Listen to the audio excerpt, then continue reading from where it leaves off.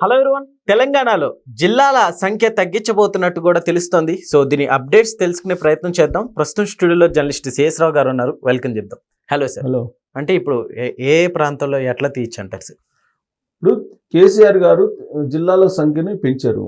ఆ జిల్లాల సంఖ్యను శాస్త్రీయబద్ధంగా పెంచారా అని అంటే కాదు అని చెప్పి చాలా మంది చెప్తుంటారు. ఓకే, జిల్లాల సంఖ్యను పెంచుకోవడంలో తప్పలేదు, కానీ దానికి సైంటిఫిక్ మెథడాలజీ ఉండాలి. ఇప్పుడు ఆంధ్రప్రదేశ్లో కూడా జగన్మోహన్ రెడ్డి గారు పార్లమెంట్ యూనిట్గా తీసుకుని జిల్లాలను పునర్విభజన చేశారు. ఓకే, సరే, దాంట్లో జిల్లాల విభజన చేసేటప్పుడు కొన్ని ప్రాంతాలని ఇష్టానుసారంగా చేశారు. దాంతో ఇప్పుడు మళ్ళీ సైంటిఫిక్గా స్టడీ చేసిన తర్వాత చంద్రబాబు నాయుడు గారు జిల్లాల సంఖ్యను నిర్ధారించేసి వాటికి బౌండరీస్ అనేది పెట్టి ఉన్నారు, నిర్ధారించేసి గెజిట్ కూడా ఇచ్చేశారు. అయితే ఇప్పుడు తెలంగాణలో 33 జిల్లాలు ఉన్నాయి. ఓకే, 33 అంటే 3+3 6. అది కేసీఆర్ గారికి అనుకూలించేటువంటి నెంబర్ అనేది ఒక సెంటిమెంట్ ఉంది. 6 అనేది కేసీఆర్ గారి నెంబరు. ఆ నెంబర్ కోసం ఆయన జిల్లాల సంఖ్యను పెంచారు. ఓ మండల హెడ్ క్వార్టర్ 2 మండలాలు కలిపి ఒక రెవెన్యూ డివిజన్ కూడా మండలం చేసేసారు. 2 మండలాలు కూడా ఒక జిల్లాని చేసేసారు. కానీ 33 జిల్లాలు అనేది అవసరమా అనేటువంటిది చాలా కాలంగా వినిపిస్తుంది తెలంగాణలో. ఓకే, అందుకే ఇప్పుడు రేవంత్ రెడ్డి గారు ఏమంటున్నారంటే జిల్లాల్లో ఇప్పుడు ఉన్నటువంటి వాటిలో కనీసం ఒక 6-7 జిల్లాలని తగ్గించేసేయాలని చెప్పి ఆయన భావిస్తున్నారు. ఓకే, ఎందుకనంటే భౌగోళికంగా చూస్తే ఆంధ్రప్రదేశ్ కానీ తెలంగాణ కానీ ఎన్ని జిల్లాలు ఉండాలి అనేది ఒక లెక్క ఉంటుంది. అలా జనాభా ప్రాతిపదికన చేయాలి. అలా కాకుండా ఇష్టానుసారం సెంటిమెంట్ నెంబర్ కావాలి, మీకు ఆ నెంబర్ ఉంటేనే మళ్ళీ సీఎం కావచ్చు అనేటువంటి సెంటిమెంట్ ఏదైతే ఉందో ఆ సెంటిమెంట్ ప్రకారం జిల్లాల విభజన జరగదు, జిల్లాల సంఖ్య పెరగదు, జిల్లాల సంఖ్య తగ్గదు. ఓకే, అక్కడ ఉండేటువంటి పాపులేషను, తర్వాత భౌగోళిక పరిస్థితులు, వీటన్నిటిని దృష్టిలో పెట్టుకొని జిల్లాల విభజన చేయాలి. ఇది అశాస్త్రీయంగా జరిగింది తెలంగాణలో. అందుకే 33 నుంచి దాన్ని తగ్గించాలనేది. అసలు రాష్ట్రం విడిపోయినప్పుడు ఉమ్మడి తెలంగాణకి ఎన్ని ఉన్నాయి? హైదరాబాద్తో కలిపి 10 ఉన్నాయి. ఓకే, ఉమ్మడి ఆంధ్రప్రదేశ్కి ఎన్ని ఉన్నాయి? 13 ఉన్నాయి జిల్లాల సంఖ్య. ఇప్పుడు వీటిని పెంచుకున్నందువల్ల ఏమవుతుంది? ఎక్స్ట్రా సిబ్బంది కావాలి. అవును, అంటే మళ్ళీ మాకు సివిల్ సర్వెంట్లు కావాలి, కలెక్టర్లు, ఎస్పీలు కావాలని చెప్పి కేంద్ర ప్రభుత్వానికి లెటర్ రాయాలి. అవును, కేంద్ర ప్రభుత్వం అక్కడి నుంచి మళ్ళీ ఎస్పీలని కలెక్టర్లు పంపించాలి. వాళ్ళు ఊరికి వస్తారా? వాళ్ళకి ఇచ్చేటువంటి జీతాలు బడ్డన్ అంతా కూడా వేలమైన పడుతుంది. వాళ్ళకి బంగళాలు, ఖర్చులు, కార్లు, ఇవన్నీ ఖర్చులు పడతాయి. పోనీ ఎంత ఖర్చు పెట్టుకున్నా, అంత ఖర్చు అయినప్పటికీ కూడా తగినటువంటి న్యాయం పరిపాలనా పరంగా జరుగుతుందా రాష్ట్రాల్లో అంటే జరగదు. ఎందుకంటే ఒక కలెక్టర్ని తీసుకొచ్చేసి 2 మండలాలకి ఇదే జిల్లా నువ్వు పరిపాలించంటే ఏం చేస్తాడు? అవసరం ఉందా? ఒక ఐఏఎస్ అవసరం ఉందా అక్కడ?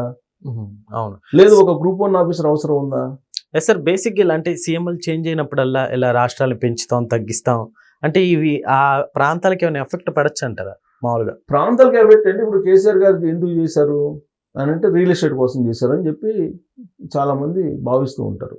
ఇప్పుడు జిల్లా హెడ్ క్వార్టర్ వస్తుంది, జిల్లా హెడ్ క్వార్టర్ ఇక్కడ వస్తుంది కాబట్టి ఇక్కడ రేట్లు పెంచేసేయండి.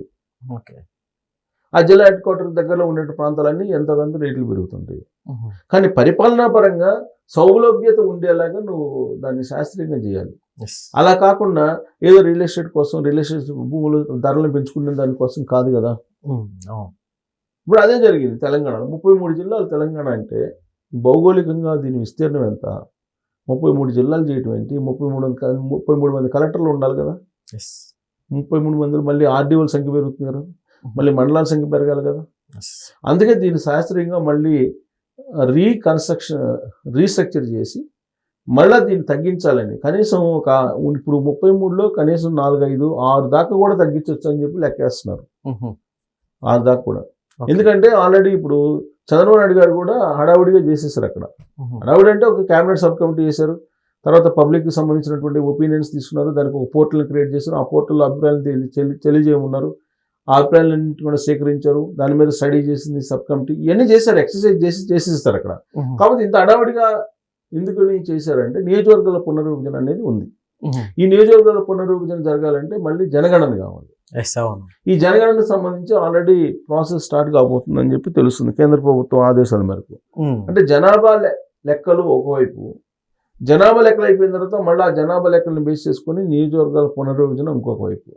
ఇవన్నీ వచ్చినప్పుడు జిల్లాల సంఖ్యను పెంచడానికి ఉండదు. అందుకని ముందే జిల్లాల సంఖ్యను పెంచేసుకుంటే ఆ తర్వాత ఆ ప్రక్రియ అయితే చేసుకోవచ్చు అనేది ఒకటి ఉంది. ఓకే. కాకపోతే ఏంటంటే ఒకసారి జనగణన అయిపోయిన తర్వాత పెంచుకుంటే సైంటిఫిక్ కూడా వస్తుంది. సరే సైంటిఫిక్గా వస్తుందా అది పక్కన పెడితే ఇప్పుడున్నటువంటి 33 జిల్లాలు ఏవైతే ఉన్నాయి ఈ 33 జిల్లాలు సైంటిఫిక్గా ఉన్నాయా లేవా అనేది చాలా కాలం చర్చ జరుగుతుంది. కేవలం 6 అనేటువంటి నెంబరు కేసీఆర్ గారికి లక్కీ నెంబరు. ఈ లక్కీ నెంబర్కి అనుగుణంగా జిల్లాల సంఖ్య ఉండాలి అని చెప్పి పెంచారు తప్పితే అశాస్త్రీయంగా జరిగిందని చెప్పి చాలామంది చెప్తూ ఉంటారు. ఎన్ని జిల్లాలు ఉంటాయి తెలంగాణకి అనేది. సో దీనివల్ల కొంత లబ్ధి పొందారు, జరగడం కూడా జరిగింది. ఎందుకంటే రియల్ ఎస్టేట్ కూడా ఆర్టిఫిషియల్గా పెంచారు అనేది, రకరకాలుగా ఆర్టిఫిషియల్గా తీసుకొని ఆర్టిఫిషియల్గా పెంచారు. అది రియల్ గ్రోత్ కాదు అని చెప్పేసి అంటారు. సరే ఇప్పుడు జిల్లాల్ని రీస్ట్రక్చర్ చేసి తగ్గిస్తే కనుక రేవంత్ రెడ్డి గారి మీద యాంటీ వచ్చే అవకాశం కూడా లేకపోలేదు. ఓకే. ఎందుకంటే ఆల్రెడీ జనాల్లో ఇది మా జిల్లా హెడ్ క్వార్టర్ అని చెప్పి ఒక ఊరు ఏదో ఉంటుంది, దాన్ని నేను తీసేస్తానని అంటే అక్కడ ఉన్నట్టు ప్రజలు ఎందుకు ఒప్పుకుంటారు? ఇప్పుడు చంద్రబాబు నాయుడు గారు ఆల్రెడీ అన్నమయ్య జిల్లానికి రాయచోటిని జిల్లా కేంద్రంగా చేస్తానని చెప్పి ఎన్నికల ముందు ఆయన హామీ ఇచ్చారు. హామీ ఇచ్చిన తర్వాత ఇప్పుడు జిల్లాల సంబంధించినటువంటి జరిగినప్పుడు మదనపల్లిని అన్నమయ్య జిల్లాకి జిల్లా హెడ్ క్వార్టర్ చేశారు. ఇప్పుడు దాని మీద పెద్ద ఎత్తున గందరగోళం జరుగుతుంది. సో కాబట్టి అక్కడ ఉన్నటువంటి ప్రజల మనోభావాలను కూడా దృష్టిలో పెట్టుకోవాలి. మనోభావాలు దృష్టిలో పెట్టుకోవాలి. ప్లస్ రాయచోటి నుంచి ఇప్పుడు తరలించినందువల్ల రాయచోటి ప్రజలు ఇప్పుడు రోడ్ల మీదకి వచ్చి నిరసనలు వ్యక్తం చేస్తున్నారు, ఆందోళన వ్యక్తం చేస్తున్నారు. రాబోయేటువంటి రోజుల్లో దీని ప్రభావం రాజకీయాల మీద, ఎన్నికల మీద పడే అవకాశం కూడా లేకపోలేదు. సో అట్నే తెలంగాణలో ఇప్పుడు రేవంత్ రెడ్డి గారు జిల్లాలు తగ్గిస్తానని అంటే దాన్ని ఒక అడ్వాంటేజ్గా తీసుకొని ప్రతిపక్షంగా ఉన్నటువంటి బీఆర్ఎస్ పార్టీ మళ్ళీ ప్రజలంతా సమీకరించి కాంగ్రెస్ పార్టీ మీద దుమ్మెత్తి పోసేటువంటి అవకాశం లేకపోలేదు. ఎందుకంటే హైడ్రా ఉంది. హైడ్రా అనేది హైడ్రా ప్రాజెక్ట్ ఏంటి అసలు ఎవరిది? రేవంత్ రెడ్డి గారు వచ్చి తీసుకొచ్చిన ప్రాజెక్ట్ కాదు అది. అంతకుముందే కేసీఆర్ గారు ఉన్నప్పుడే కేసీఆర్ గారి మదిలో ఉన్నటువంటి ప్రాజెక్ట్ అది. 2023 అసెంబ్లీ ఎన్నికలకు ముందే కేసీఆర్ గారు చెప్పారు. ఓకే. మూసీ నదికి ఇరువైపులో ఉన్నటువంటి ఆక్రమణలు ఏవైతే ఉన్నాయో, ఆక్రమించి కట్టుకున్నారో ఎవరైతే ఉన్నారో వాళ్ళందరూ వెళ్ళిపోండి, మీరు ఒకవేళ మీరు వెళ్ళకపోతే మేము కూల్చేస్తామని చెప్పి మైకుల్లో అనౌన్స్ చేయించారు. మరి అలాంటి ఇష్యూని ఇప్పుడు రేవంత్ రెడ్డి గారు వచ్చిన తర్వాత ప్రక్షాళన చేస్తాను, మూసీ నది ప్రక్షాళన చేస్తానని చెప్పి చెప్తే ఆయన దానికి ఒప్పుకోలేదు కదా. దానికి ఒప్పుకోకుండా హైడ్రా వచ్చేసింది, మీకు కూల్చడానికే మీకు రేవంత్ రెడ్డిని ముఖ్యమంత్రిని చేశారు అని చెప్పేసి ఈ ఎన్కన్వెన్షన్ కూల్చిన తర్వాత జరిగినటువంటి పరిణామాలను కనుక గమనిస్తే అసలు కూల్చడానికే సీఎం రేవంత్ రెడ్డి అన్నట్టుగా హైలైట్ చేశారు బీఆర్ఎస్ పార్టీ వాళ్ళు.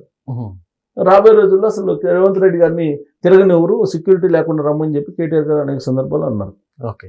జూబ్లీహిల్స్ ఉప ఎన్నికల తర్వాత కాంగ్రెస్ పార్టీ గెలిచింది.